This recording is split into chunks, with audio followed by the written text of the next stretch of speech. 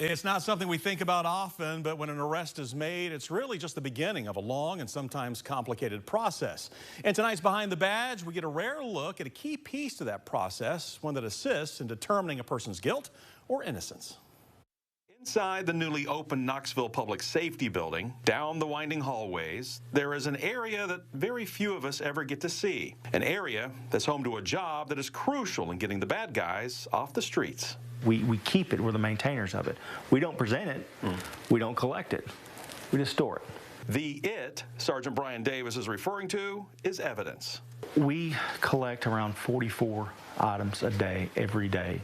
Of those 44 items, around 13 to 14 are narcotics, and 2 to 3 guns a day, every single day.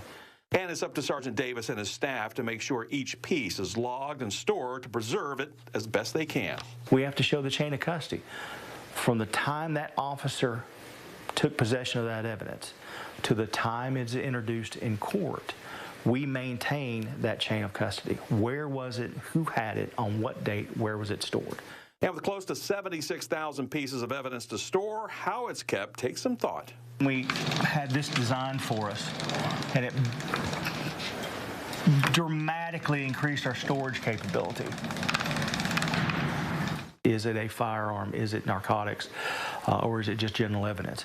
Based on that, then my staff will assign it a location, a unique code, if you will, and that'll tell them that this item will be in this location, and it's all referenced by the report number. You can look on everything, you'll see the report numbers.